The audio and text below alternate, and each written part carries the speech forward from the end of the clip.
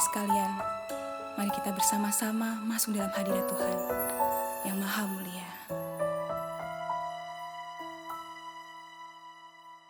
Ku datang ya Bapa dalam kerinduan, memandang keindahan-Mu. Ku berikan segalanya, semuanya yang ada. Ku ingin menyenangkan hati-Mu, oh Tuhan.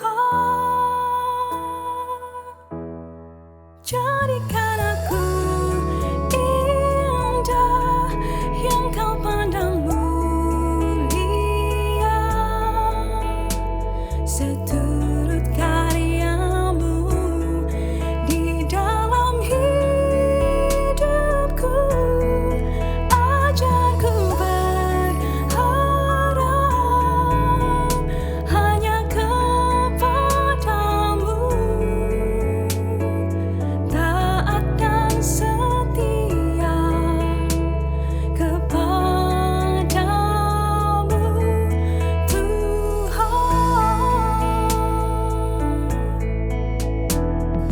Ku datang ya Bapa dalam kerinduan,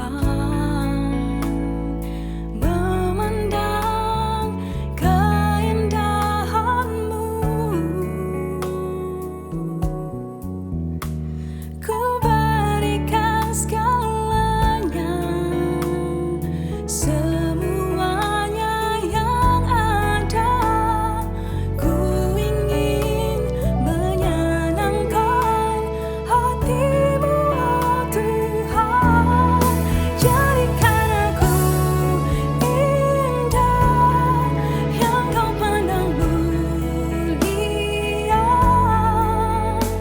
seturut karya-Mu di dalam hidupku. Ajarku berharap hanya kepadamu, taat dan setia kepadamu, Tuhan.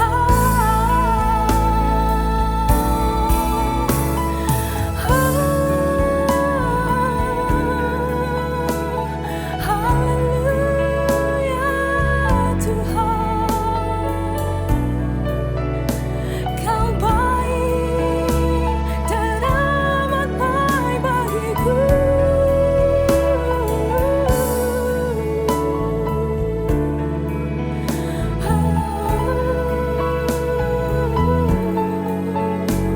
Ku mau taat dan setia hanya kepadamu.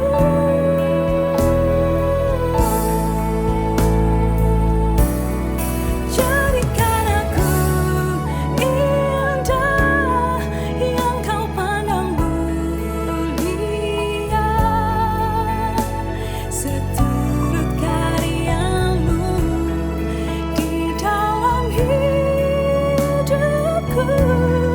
Ajarku berharap hanya kepadamu, taat dan setia kepadamu, Tuhan.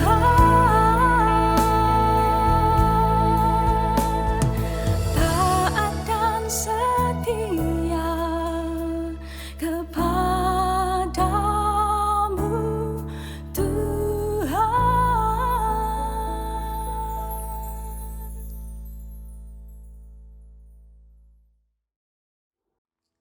Selamat pagi Bapak Ibu Saudara yang dikasihi Tuhan. Pagi ini kita akan belajar dari pesan Allah melalui Musa kepada bangsa Israel ketika mereka mau masuk ke tanah Kanaan setelah berjalan di padang gurun selama 40 tahun. Nah, kita akan membacanya di Ulangan 4 ayat 9. Di sini dikatakan, tetapi waspadalah dan berhati-hatilah supaya jangan engkau melupakan hal-hal yang dilihat oleh matamu sendiri itu. Dan supaya jangan semuanya itu hilang dari ingatanmu seumur hidupmu. Beritahukanlah kepada anak-anakmu dan kepada cucu cicitmu semuanya itu. Nah, di sini yang menarik dikatakan, jangan engkau melupakan apa yang dilihat oleh matamu sendiri. Nah, bangsa Israel sudah melihat segala mujizat dan pertolongan Tuhan yang dahsyat. Mulai dari 10 tulah di Mesir, kemudian laut dibelah, dan mana turun dari langit, air keluar dari batu karang, dan bahkan mereka melihat yang awan dan yang api setiap hari, saudara-saudara. Tapi rupanya mereka masih bisa lupa kepada Tuhan. Nah, apa yang membuat mereka lupa akan pertolongan dan kuasa Tuhan yang dahsyat itu yang mereka lihat dengan mata kepala sendiri? Ada dua hal yang membuat mereka bisa lupa kepada Tuhan. Dan dua hal ini akan mereka hadapi di tanah Kanaan. Yang pertama adalah ketakutan karena tantangan. Bangsa Israel harus berperang melawan 7 bangsa di Kanaan yang lebih banyak dan lebih kuat. Dan bangsa Israel ini adalah bangsa yang paling kecil dari segala bangsa. Kita bisa membacanya di Ulangan 7 ayat 1 dan ayat yang ke-7. Nah, tentunya ini bisa membuat mereka takut, ya. Kemudian tidak percaya kepada Allah, ragu kepada Allah, sama seperti kakek neneknya 40 tahun yang lalu. Dan tentunya Tuhan tidak mau generasi yang baru ini mengulangi kesalahan yang sama. Tidak, saudara-saudara. Bangsa Israel tidak perlu takut. Kenapa? Karena Tuhan membimbing dan mengajari bangsa Israel ini seperti seorang mengajari anaknya. Dikatakan di Ulangan 8 ayat 5, maka haruslah engkau insaf bahwa Tuhan Allahmu mengajari engkau seperti seorang mengajari anaknya. Berarti di situ ada sebuah kedekatan, saudara-saudara, seperti bapak dan anak, ya kan? Tuhan sangat dekat dengan bangsa Israel, selalu menyertai. Di Ulangan 4 ayat 7 dikatakan, sebab bangsa mana, bangsa besar manakah yang mempunyai Allah yang demikian dekat kepadanya seperti Tuhan Allah kita setiap kali kita memanggil kepadanya. Nah, untuk menghalau ketakutan itu, supaya tidak takut, maka ingatlah pertolongan, mujizat dan kuasa Allah yang luar biasa itu yang pernah dialami gitu. Dan Tuhan pasti akan menolong lagi. Begitu juga dengan kita. Kita masuk di tahun yang baru nanti, jangan takut, saudara. Kita nggak tahu tantangan apa yang kita hadapi, masalah apa yang akan kita hadapi, tapi jangan takut. Kita ingat apa yang sudah kita alami bersama Allah selama tahun ini. Segala pertolongan Tuhan, mujizat, kuasa Allah yang sudah kita alami, kita lihat sendiri. Jangan lupakan itu, saudara-saudara. Dan Tuhan pasti akan menolong lagi. Sama seperti yang dikatakan Daud di 1 Samuel 17 ayat 37 waktu melawan Goliat. Daud mengatakan, Tuhan yang telah melepaskan aku dari cakar singa dan cakar beruang, Dia juga akan melepaskan aku dari tangan orang Filistin itu. Jadi kalau kemarin-kemarin Tuhan sudah tolong saya, maka sekarang dan besok-besok Tuhan pasti akan tolong saya lagi. Yakin dan percaya itu, saudara, ya. Nah, tantangan yang dihadapi bangsa Israel memang tantangan yang besar, ya. Tapi berkat dan penghiburan yang tersedia yang akan diterima itu sebanding dengan perjuangannya. Begitu juga dengan kita, berkat dan penghiburan yang akan kita terima itu sebanding dengan pergumulan kita yang akan kita hadapi. Itu dikatakan oleh Rasul Paulus di 2 Korintus 1 ayat 5. Sebab sama seperti kami mendapat bagian berlimpah-limpah dalam kesengsaraan Kristus, demikian pula oleh Kristus kami menerima penghiburan berlimpah-limpah. Jadi Tuhan itu fair, saudara-saudara, ya. Nah, apa yang akan diterima oleh bangsa Israel itu adalah berkat yang sangat luar biasa sekali, saudara-saudara. Tapi perlu hati-hati, karena hal ini juga bisa membuat lupa kepada Tuhan, ya. Hal kedua yang membuat kita lupa adalah kenyamanan karena berkat melimpah. Nah, bangsa Israel akan menerima tanah Kanaan, itu adalah tanah yang luar biasa. Di Ulangan 7 sampai Ulangan 8 di sana dikatakan bahwa Kanaan itu hasil buminya melimpah. Makan roti tidak perlu berhemat lagi, makan ajalah gitu. Sehat senantiasa dan Tuhan mengaruniai dengan keamanan. Gitu. Ini udah nyaman sekali, saudara-saudara, kan enak banget gitu kan. Udah negaranya aman, ya kan, sehat selalu, makan nggak perlu berhemat, makan aja udah. Hasil bumi juga melimpah, wah nyaman sekali ya, saudara. Luar biasa berkatnya. Tapi kenyamanan bisa membuat orang lupa akan Tuhan karena berpikir bahwa semuanya itu didapatkan dari perjuangannya sendiri, hasil kerja kerasnya sendiri. Sehingga lupa sama Tuhan. Nah, Tuhan mengingatkan kepada orang Israel ini, Kalau mereka sudah kenyang dan punya rumah yang baik di tanah Kanaan, mereka makin kaya, maka jangan tinggi hati, jangan melupakan Allah. Kita baca di Ulangan 8 ayat 17 sampai 18. Maka jangan kau katakan dalam hatimu, kekuasaanku dan kekuatan tangankulah yang membuat aku memperoleh kekayaan ini. Tetapi haruslah engkau ingat kepada Tuhan Allahmu, sebab Dialah yang memberikan kepadamu kekuatan untuk memperoleh kekayaan. Nah, dari sini kita tahu bahwa semuanya ini kita dapatkan dari Allah. Ini semua adalah pemberian Allah. Bahwa kekuatan untuk mendapatkan kekayaan pun dari Tuhan, saudara-saudara. Makanya jangan lupa Tuhan. Salah satu tujuan Tuhan menyuruh kita berpuasa adalah supaya kita mengerti bahwa hidup ini bukan hanya dari roti saja, tapi dari setiap firman yang keluar dari mulut Allah. Ini pertama kali dikatakan Allah di Ulangan 8 ayat 2 sampai 3 kepada bangsa Israel setelah jalan 40 tahun. Dan ini dikutip oleh Tuhan Yesus setelah puasa 40 hari 40 malam. Di Matius 4 ayat 4. Kita bisa membacanya di sana.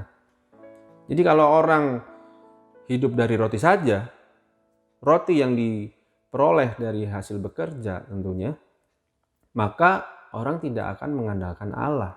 Tidak mengerti bahwa hidup ini dari Allah, saudara-saudara. Orang yang tidak mengandalkan Allah pasti tidak pernah puasa, saudara-saudara. Pasti itu. Jadi saudara, mari kita berhati-hati dalam menghadapi tantangan dan berkat yang akan kita terima di tahun depan. Kalau kita melupakan Allah karena kita ketakutan saat menghadapi tantangan dan masalah, berarti kita tidak percaya akan penyertaan Tuhan. Kita tidak percaya akan kuasa Allah, akan pertolongan Tuhan. Nah, orang-orang yang penakut itu tidak masuk ke dalam kerajaan sorga. Kita bisa baca itu di Wahyu 21 ayat 8. Sebaliknya, kalau kita lupa akan Allah saat kita nyaman, sudah diberkati luar biasa, berarti kita adalah orang yang tinggi hati, orang yang congkak. Dan Tuhan menentang orang-orang yang congkak. Itu dicatat di Yakobus 4 ayat 6. Mari saudara, kita masuk ke tahun yang baru ini dengan penyertaan Tuhan, minta pimpinan Roh Kudus senantiasa, sehingga hidup kita senantiasa mengandalkan Allah. Kita percaya bahwa Tuhan pasti menolong kita lagi, Tuhan pasti selalu membimbing dan menolong kita sama seperti ayah membimbing anaknya. Dan jangan lupa bahwa Tuhan sudah pernah menolong kita selama tahun ini, dan di tahun depan Tuhan pasti akan menolong kita lagi. Percaya, saudara-saudara. Ya, kiranya renungan kita pada pagi hari ini boleh memberkati kita semua. Teman-teman, kita semakin dikuatkan, kita berjalan bersama Allah dalam pimpinan Roh Kudus. Tuhan Yesus memberkati. Mari kita berdoa. Tuhan Yesus, terima kasih untuk berkat firman-Mu yang mengingatkan kami supaya kami tidak lupa akan segala pertolongan-Mu, segala kebaikan-Mu, kuasa-Mu Tuhan yang luar biasa dalam kehidupan kami yang sudah kami rasakan dan kami lihat sepanjang tahun ini. Dan kami mau berjalan bersama Engkau, kami yakin dan percaya Tuhan selalu menuntun kami, mengajari kami seperti seorang ayah kepada anaknya. Tuhan, terima kasih, Engkau sangat baik Tuhan, Engkau sangat baik. Kami sangat bersyukur memiliki Engkau sebagai Allah kami Tuhan. Terima kasih Tuhan, kami serahkan kehidupan kami dalam tangan pimpinan-Mu ya Tuhan Yesus. Kami yakin dan percaya Tuhan sudah memberkati kami, dan kami terima firman-Mu, mengucap syukur dalam nama Tuhan Yesus Kristus. Haleluya. Amin. Tuhan Yesus memberkati.